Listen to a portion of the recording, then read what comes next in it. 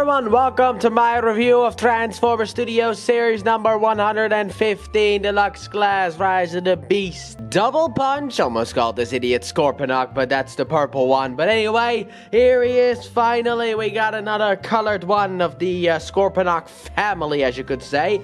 And yeah, we got the red one. Now, red is my favorite color, so obviously I like this thing a lot. Now, I know I've already looked at this thing last year with the power of Scorponok, and I will say if we ever get another color, I will probably be looking at that one as well, unless they make like a pink one, which didn't appear in the movie. So anyway, here he is finally, and let's take a closer look at him. Man, it's been a long time since I've handled this figure. That is not even... it's just so long. Anyway, but we got the nice head sculpt right. He's, by the way, just a repaint. I don't even think that there's really anything new, but he's got the nice red here on the face sculpt, the nice eyes with the teeth around it, all that. You got the spikes here, very much nice in silver. You got the nice red here with the right hands. You got the nice chest as well with the yellow and the red. Very much a big fan of the way that everything looks here. Then afterwards on the back, you also have like some red here on the legs. You got some red here on the back as well. The Predacon symbol, I think that was actually the Predacon symbol, so that is there as well. You got some nice red here on the legs as well, and I do like the way that the red looks on the legs and also the other legs, with the fact that it kind of looks a bit faded, which I do like. You know, where it's like it's not fully red, it's like they just kind of put some red on there, but you can still see the gray poking through. I actually do like that. And like I said, like the back as well. He is overall a very, very nice looking guy. He's always been a nice looking guy, I will say that. He's always been very nice. So now let's move you out of the way so we can look at your weapon, and it's the tail again. Yep, it's that beautiful tail again. As you can see, here is the original tail next to it, and the original tail has like this bluish as well as the coloring. But overall, you know, you can see like the purple is a lot more present here than the red is on here. And while I do like the fact that it's a bit faded, I also like the purple on here as well. But here you got the two weapons together. So let's bring good old Double Punch back in here, because we gotta attach this thing. Now obviously, you can attach it here to the back. Right down here, you got a hole for it to sit inside of right there.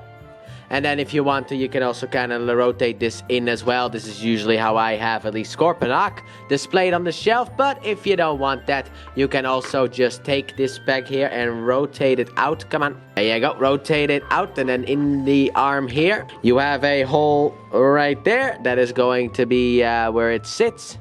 And then afterwards, if you rotate the hand straight, you got a little bit of a segment here where the fingers can go inside of as well. And now he can hold the weaponry if need be in order to just slap ya. He can slap you like the best of them. Look at that. Or just basically put up like a middle finger.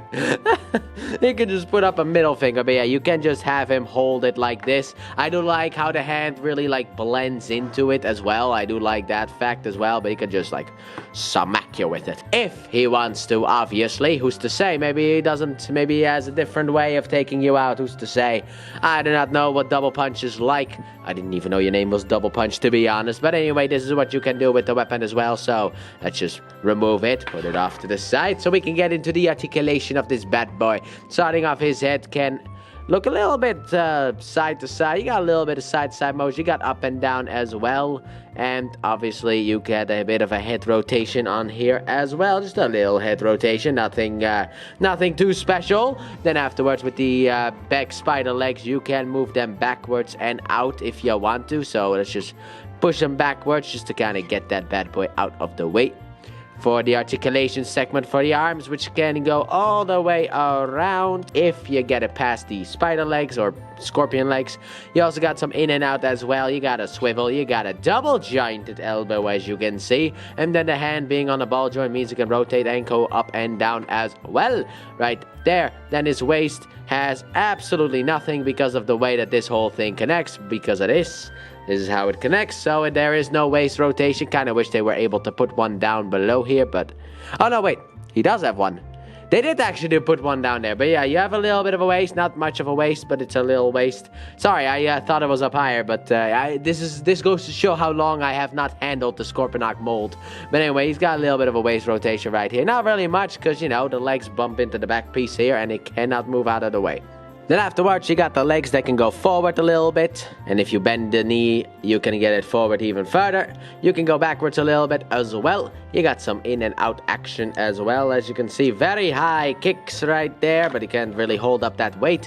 Then after that, you also have a swivel, as I already showed off, a knee bend as well. And then the feet being on ball joint, they have a little bit of side action up and down as well. So you got a smashing ton of articulation on this guy, even the one that I did not know. But to be honest, there is some stuff that is kind of a little bit limited, sadly enough. It's a little bit of a shame, but what are you gonna do about it, right? So then after that, let's then move straight into size comparison. So then starting off, obviously here he is next to Scorponok, the original version of this mold. And like I said, it's just a repaint, nothing but a repaint. Absolutely nothing, but this is how I have Scorponok basically placed on my shelf. So maybe I'm actually gonna display these bad boys out and maybe give him that to hold, so that potentially I can have these two kind of like standing back to back. Let's see how much room that would kind of take up, but basically so I can have them like standing like this on the shelf. You know, it's just for some shelf room. We already looked at the tail, but this is what they look like here. We got the back of them as well. And to be honest, I do like the fact that these two look very different color-wise. I mean, outside of the color, everything is the same. But still, overall, you know what a year can do. I started with nothing, and I still have basically nothing. But still, doesn't really matter. So let's get you out of here so we can get into the next one. That obviously being the other Terracon. So here we have Double Punch together with Scourge, Battle Trap, and Nightbird. I totally did not read that off the wiki because I totally remember what their names are. But actually, Battle Trap was really the only one that I had forgotten about. But still, here he is with all of them looking very nice alongside them, even though these idiots were mostly in Scorpion mood. So let's get them out of here. Pull you in closer for that transformation, boys. So let's get Double Punch transformed. And before we get started, I would like to say that good old-fashioned Scorponok was number 22 of my review. So it has been a while since the review. Anyway, you want to rotate the arms off to the side. Also get these out of the way, but rotate the arms off to the side, rotate the hands to the side as well, because we're gonna do one of those collapsing in on itself, that being using the double joint in order to get the hand in here. And there, oh wait, no, there's like a little tab sticking out, but I don't really see a hole for it. But anyway, what you want to do, you want to basically just take this and have this whole thing eat itself in that sense. So just take it and just put the 2 fingers through that one, and bam, there you go. We got started with that one. Then fold up the head. Then afterwards, untap the waist section and rotate this out. This will be allowing you to use this. Unfold this whole segment up like so. Afterwards, what you want to do is you want to double hinge. As you can see, there is a double hinge in here. So you want to double hinge this in. Get that in there. Also, undo these front of the legs. Push this all the way up like so. Close this bad boy back up. After that, what you want to do, you want to basically get these legs associated so that this tab in here can go into that slot right there. So just take it and slide it into that slot. It doesn't, if I remember from good old Scorponok, it does not necessarily want to sit in that slot all that well. At least that's what I know about it. Okay, one side did. There you go. Both sides are now in. After that, what you want to do, rotate the dude around. Then rotate around on the ball joint in there, the feet here. And then we can basically just get everything a bit sorted. Rotate these legs down as well so that they touch the ground. Rotate him around and poop the tail inside of his pooper. Like so. Get the other tail out of here.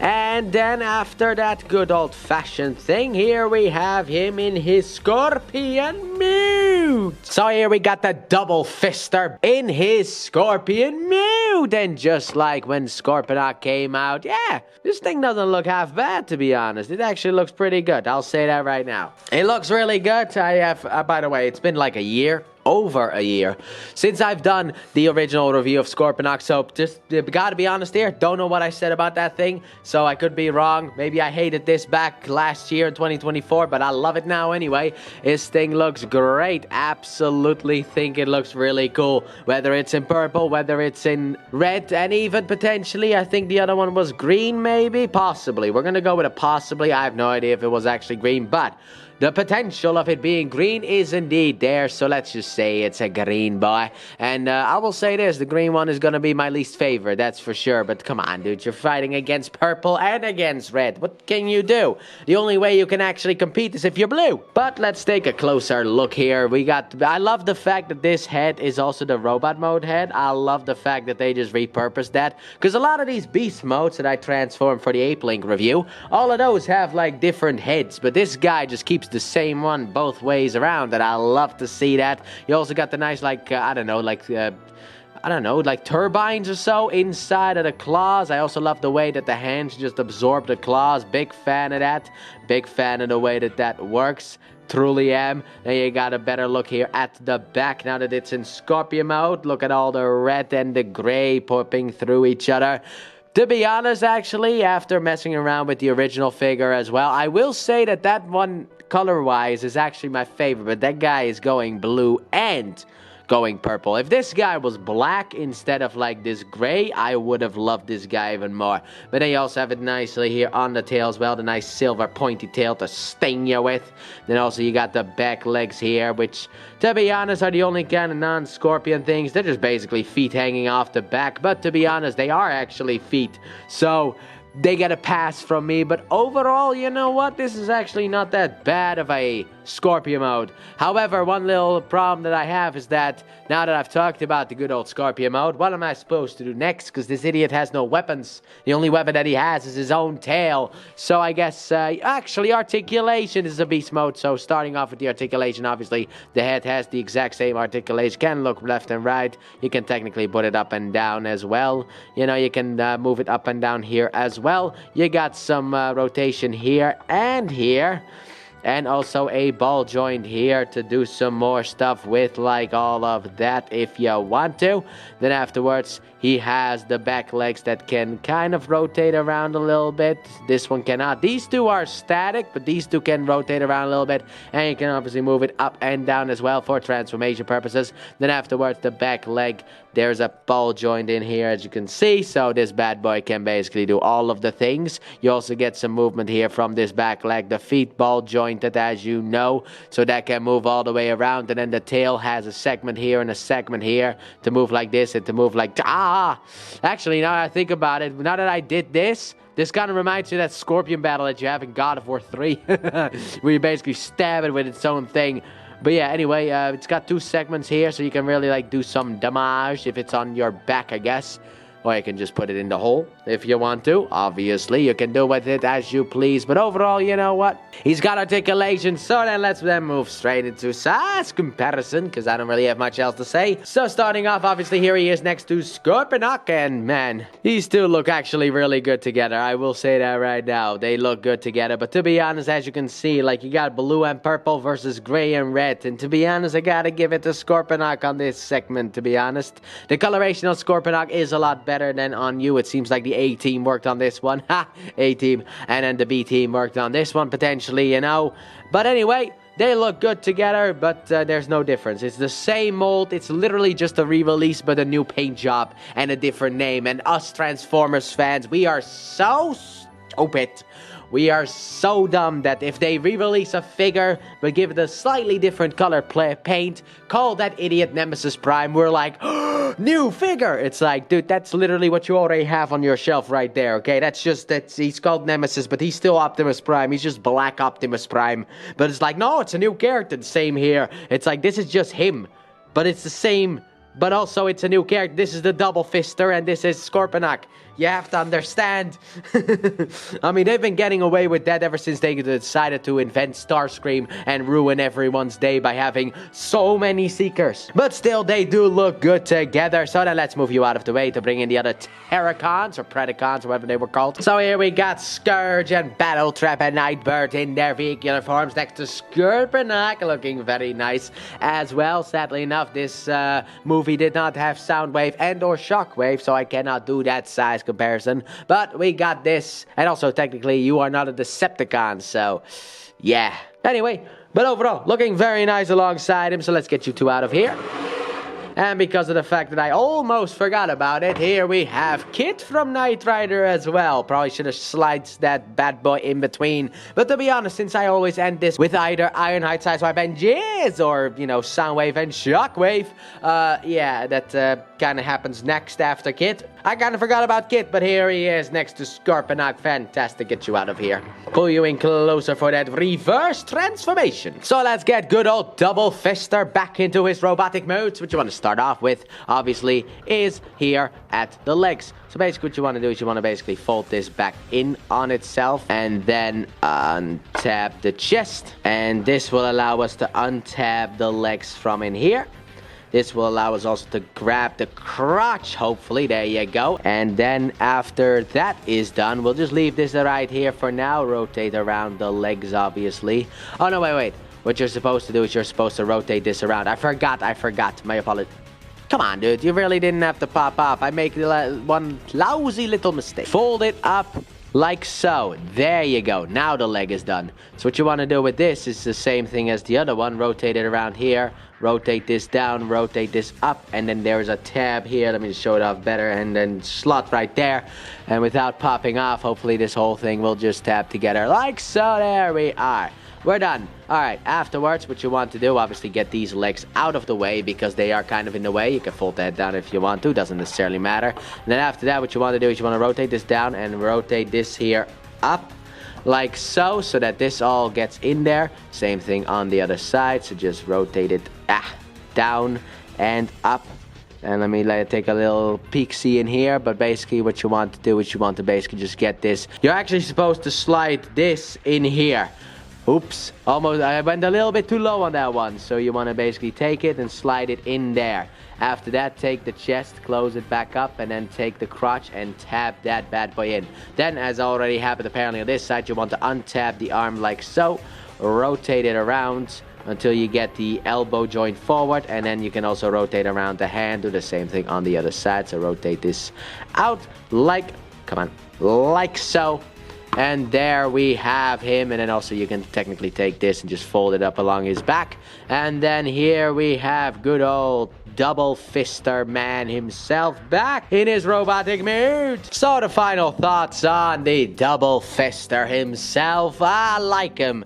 Now the thing is that would I recommend him if you already have Scorponok? It depends on who you are. I'm just gonna say that. I know it might be a little bit of a cop-out, but I don't care. That is literally my only answer. If you have Scorponok already, it's your choice whether you want him. He's the same. So you already know what you're getting into. However, I personally would say no. Because you can get potentially like the Transformers 1 Sentinel Prime. Or, well, actually, pricing-wise, Bumblebee, B127 or Badassatron. You can get that one instead of this one. And that one is better.